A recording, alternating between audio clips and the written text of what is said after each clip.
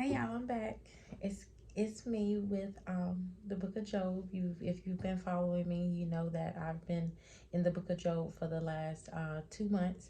I finished reading the Book of Job, but I made a promise and a vow that I would come back on here to YouTube and read it for those who don't get a chance to read the Bible. So I'm gonna read it out. I'm starting with Job chapter 6 today. You can catch up with the other chapters in other videos. So if you've been following, you know that Job has lost everything. He's been, going through a hard time in life. And now he's having conversations with his friends. And so we're going to start with him responding to Eliphaz. Okay. Then Job spoke again. If my misery could be weighed and my troubles be put on the scales, they would outweigh all the sands of the sea.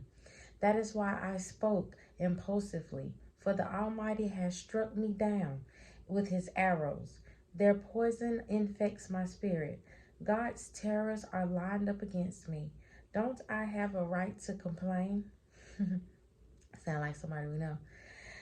Don't wild donkeys bray when they find no grass, and oxen's bellows when they have no food? Don't people complain about unsalted food? Does anyone want the tasteless white of an egg? My appetite disappears when I look at it. I gag at the thought of eating it.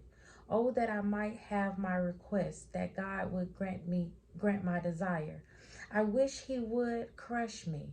I wish he would reach out his hand and kill me. At least I can take comfort in this. Despite the pain, I have not denied the words of the Holy One, but I don't have the strength to endure. I have nothing to live for. Do I have the strength of a stone? Is my body made of bronze? No, I am utterly helpless, without any chance of success. One should be kind to a fainting friend, but you accuse me without any fear of the Almighty. My brothers, you have proved as unreliable as a seasoned brook that overflows its banks in the spring when it is swollen with ice and melting snow. But when the hot weather arrives, the water disappears, the brook vanishes in the heat. The cravens turn aside to be refreshed, but there is nothing to drink, so they die. The caravans from Tema search for this water. The travelers from Sheba hope to find it. They count on it but are disappointed. When they arrive, their hopes are dashed. You too have given no help. You have seen my calamity and you are afraid. But why have ever asked you for a gift? Have I begged for anything of yours for myself? Have I asked you to rescue me from my enemies or to save me from ruthless people? Teach me and I will keep quiet. Show me what I have done wrong. Honest words can be painful, but what do your criticisms amount to? Do you think your words are convincing when you disregard my cry of desperation? You would even send an orphan into slavery or sell a friend. Look at me. Would I lie to your face? Stop assuming my guilt, for I have done no wrong. Do you think I am lying? Don't I know the difference between right and wrong? So here in chapter 6, Job is telling his friends, I have not done anything wrong. I don't understand why God is taking me through these things and why is this happening to me?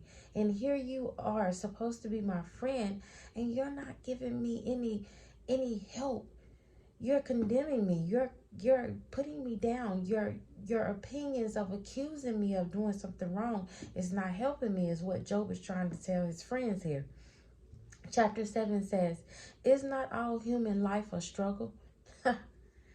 Or our lives are like that of a hired hand, like a worker who longs for the shade, like a servant waiting to be paid. I too have been assigned months of futility, long and weary nights of misery. Lying in bed, I think, when will it be morning? Whew. But the night drags on and I toss to dawn. My body is covered with maggots and scab. My skin breaks open, oozing with pus. Job cries out to God. My days fly faster than a weaver's shuttle. They end without hope. Oh God, remember that my life is but a breath, and I will never again feel happiness. You see me now, but not for long. You will look for me, but I will be gone. Just as cloud dissipates and vanishes, those who die will not come back. They are gone forever from their home, never to be seen again. I cannot keep from speaking.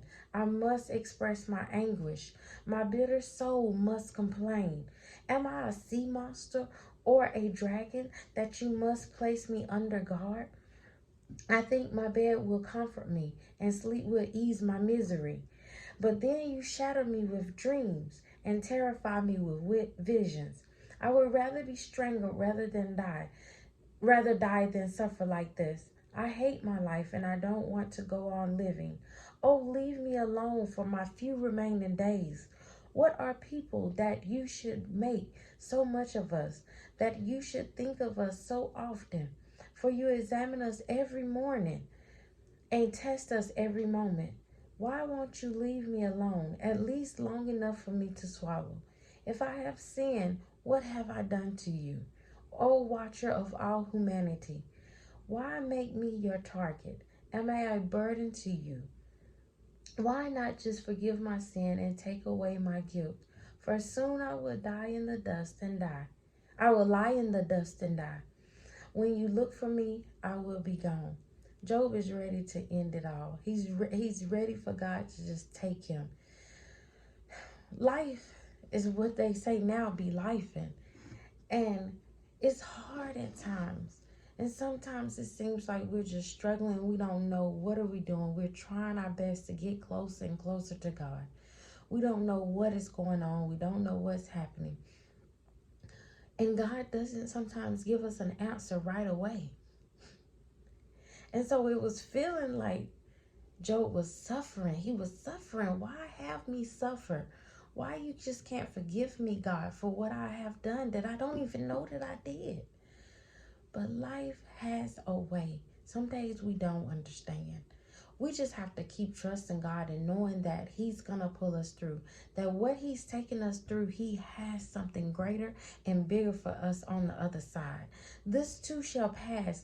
Remember that our struggle and our time, it does not last always. He has something for us. He has a reason for us going through all of this. He gives strong battles to His toughest people. Some people believe that, and some people like, that's just a saying. But God knows that He has equipped us. He has prepared us for all that He needs us to be. Sometimes we got to get weak. We got to get weak so that way we can get closer to God. We got to be weak so we can get closer to God. Because when we feel like our strength comes from ourselves, we depend on us. And we get in the way of what God is trying to do or what He's trying to show us. Okay? Thank y'all.